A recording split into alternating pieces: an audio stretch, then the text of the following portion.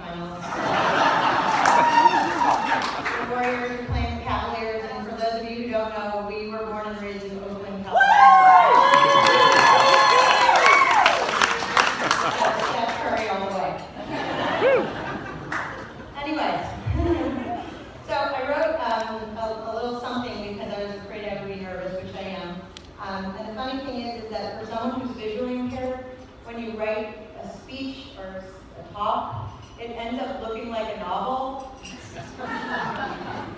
because the font is so big. So don't worry, I'm not reading a novel. So one of the most important things that I've kind of been working on and thinking about more recently is legacy. And I believe that one of the most important things we can create for ourselves in our lifetime is our legacy. I often ask myself, what is the legacy I am creating for myself now? Because our legacy is not just what we have, or what, sorry, I'm visually impaired, I'm trying to read my own head here. Thank you. And we got to it too fast, right? Because our legacy is not just what we leave behind, it's what we do in the present. It's who we are and how we treat people right now. We don't simply create our legacies on our own. Our legacies are a culmination of the experiences we have, of the adversity we faced, and most importantly, of the love we've felt, we've shared, and we long for. As a woman living with deafblindness, people love to tell me stories about Helen Keller. Helen Keller was an advocate for women's rights. She was an advocate for people of color, for people with disabilities, and she was one of the founding members of the American Civil Liberties Union, the ACLU. How many of you knew that? Yep. Not many, right? Most of the stories that people tell me about Helen Keller are about everything she did despite her disabilities.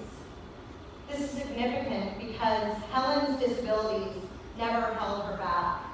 And likewise, my disabilities never hold me back. A very dear friend of mine named Helen Keller, who is also deafblind, she was the first deafblind person to graduate from Harvard Law School. Not motivated at all.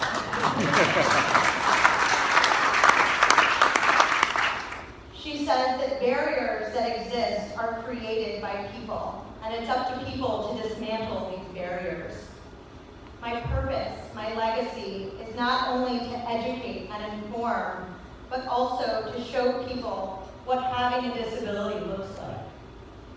My legacy is to eradicate the stereotypes and assumptions people often make about what it means to have a disability, in hopes that it will elicit curiosity, understanding, and a greater sense of community.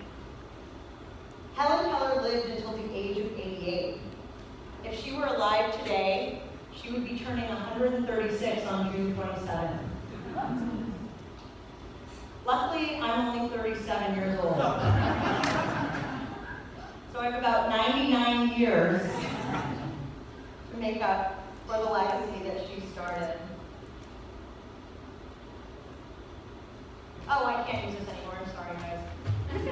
I'm trying, but I can't follow it. So, most importantly, I want to talk about one of the reasons why I'm here tonight, and that is, well, for many reasons, but mostly for my friends and my family. My closest friends or family are here with me tonight, and I will mention them briefly so that I don't bore you for too long. But I'm accepting this award on behalf of not only myself, but on behalf of them, because for those of you who are visually impaired, hearing impaired, or both, you know that it takes many people to help us accomplish our goals and maintain our independence. And as my brother mentioned, my sister and my stepmom and I climbed Mount Kilimanjaro last July, and it's no easy feat for somebody who is completely able-bodied, but the only way I can can describe it is imagine scaling what can only be described as sheetrock with 10 degrees of vision, a hearing aid that's died, and a cochlear implant that's not working because the batteries are dead, and you're at about an altitude of 19,341 feet.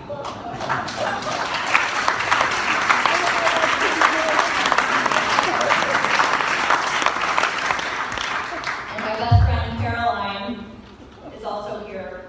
She swam with me from Alcatraz to shore. Again, no hearing aid, no implant, which means I'm completely deaf. And I have goggles on that were getting fogged as we kept going. It was about a mile and a half or so. So when I say I swam that deaf line, I really mean it. My brother and my other very dear friend Alan are the humor and the light in my life. There is nothing more important than having humor, particularly when you have a condition that is causing you to go deaf and blind, because as awful as it is, it's also terribly funny at times. Those of us who have experienced this. But most importantly, my 98-and-a-half-year-old grandmother, Faye Alexander, is here.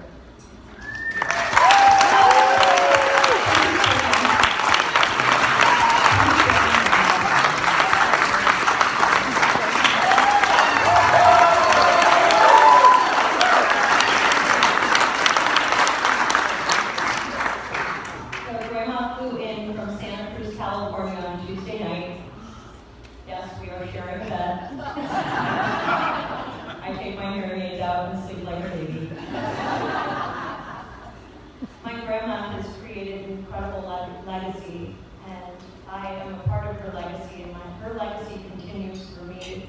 In the 1960s, when there was limited access for people of color to attend college, she worked for a program called Project Upward Bound, the same program that Oprah Winfrey was a part of in the South as a teenager. And she was a guidance counselor for students who were going off to college and promoting their ability to attend college. I also want to mention my other grandmother, who just less than a month ago passed unexpectedly. She was a vibrant woman and full of life. She's a nonconformist. She was a poet. She had incredible style, and her style, as we learned, came from her older sisters who passed down their clothing from before the Great Depression. It was amazing that when she passed away, we were all heartbroken, not only because it was so surprising to us. She was 94, she had an incredible life, but it was because she left such a memorable and wonderful legacy for the rest of us.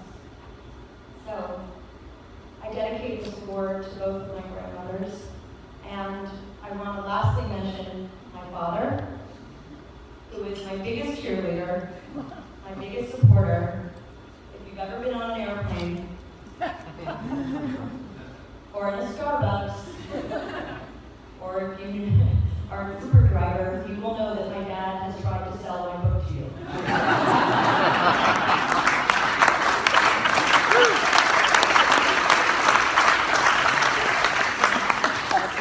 He is a firm believer in human rights and injustice. He is one of the most compassionate, loving, and incredible people you will ever meet, and he is also one of the most misunderstood people. So I'd like to thank everyone for allowing me this time to speak to you, and also for this incredible award, and I only hope that I can continue the legacy that Helen Keller started so many years ago. Thank you.